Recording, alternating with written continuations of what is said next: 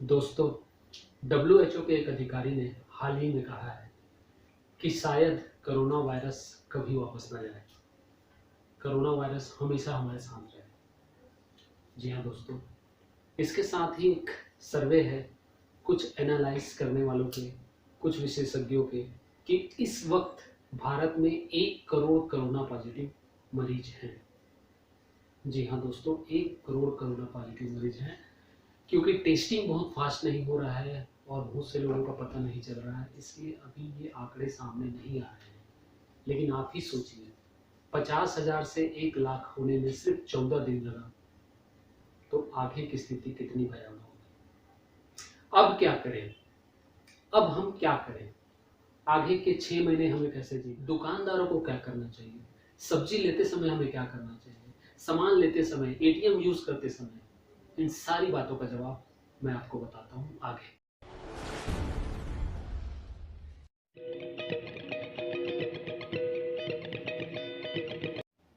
जीत जाएंगे ये जंग, हमारा भारत महान है, बस संभल के लड़ना है दोस्तों, क्योंकि जान है तभी जहान है। दोस्तों, मैं अब आपको कुछ ऐसी चीज़ें बताऊंगा, अगर इसे आप फॉलो कर लें तो कोरोना आपको छू भी नहीं पाएगा। जी हाँ दोस्तों, कोरोना आपके आसपास भी नहीं आ पाएगा।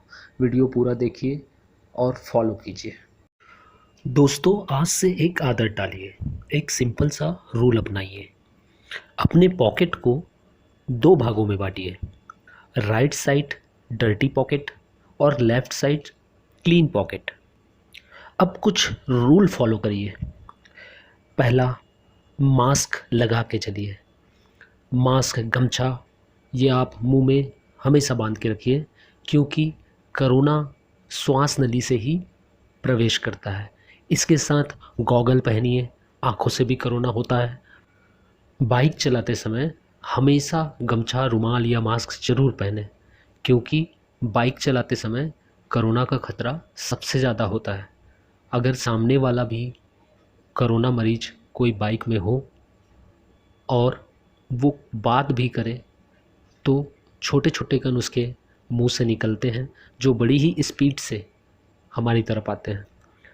हैंड सैनिटाइज़र को अपना दोस्त बनाइए दोस्तों।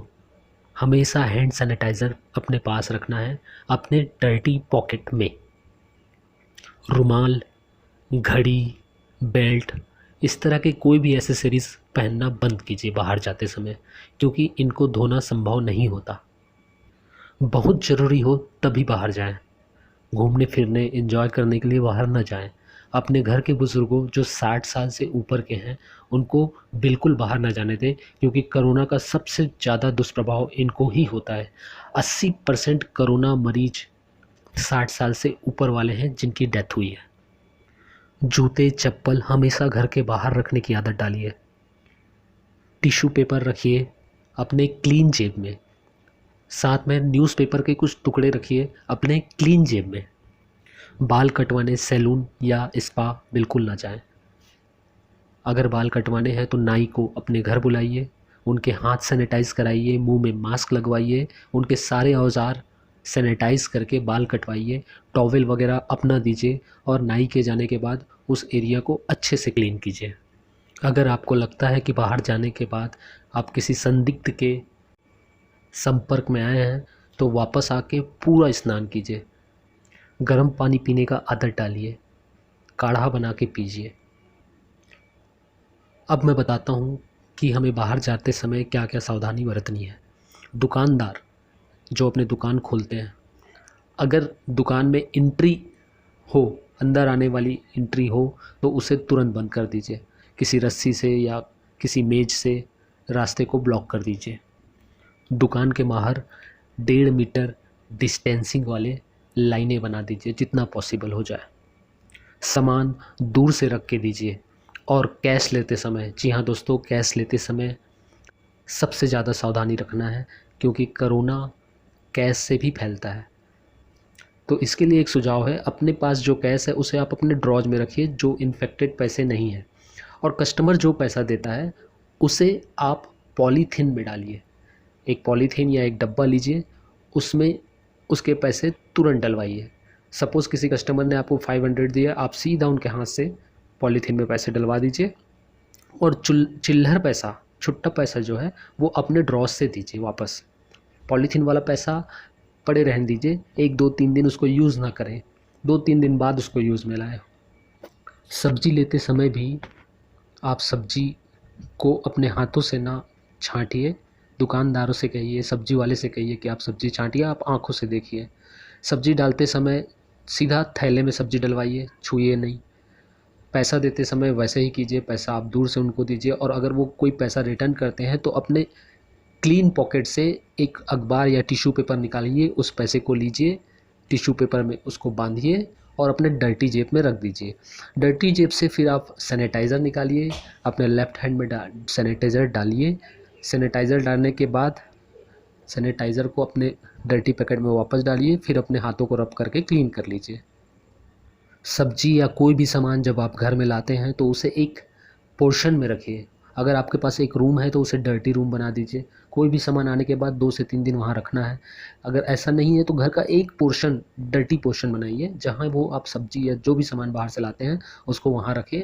अपने सारे कपड़े वॉशिंग मशीन में डालें और उसके बाद नहा के हाथ धो के घर में प्रवेश करें। एटीएम में भी जाते हुए सावधानी रखें। टिश्यू पेपर से एटीएम कार्ड पकड़ें, एटीएम में इंसर्ट करें। एटीएम के बटन दबाते समय भी उंगली में टिश्यू पेपर लपेट लें। कैश बाहर निकलने पे उसे भी टिश्यू पेपर से लेके ही डर्टी पॉकेट में डाल लें। वो पैसा 2 से 3 दिन बाद खर्च करें तो ज़्यादा अच्छा होगा। अब कुछ अच्छी बातें बताता हूँ दोस्तों। कोरोना के लक्षण क्या है? कोरोना का सिर्फ 3 लक्षण हैं: सूखी खांसी, तेज़ बुखार, सांस लेने में तकलीफ़। इसके अलावा अगर आपको नाक बह रहा है, कफ है, सर्दी है या बुखार ज़्यादा तेज़ नहीं है तो घबराने की ज़रूरत नहीं है। कुछ केसों में ज़रूर ये सारे लक्षण भी नहीं दिखते कोरोना में, लेकिन हमें इतना नहीं सोचना है अभी फ़िलहाल। कोरोना भी एक सर्दी खांसी की ही तरह सामान्य बीमारी है, बस इसके फैलने की क्षमता बहुत ज़्यादा है। इसकी मारक क्षमता उतनी ही है जितना एक साधारण सर्दी जुकाम, पर फैलने की क्षमता बहुत ज़्यादा है, इसलिए हमको थोड़ा संभल के रहना है इससे। तो दोस्तों, संभल के रहिए, घर में रहिए, सुरक्षित रहिए। Thank you so much.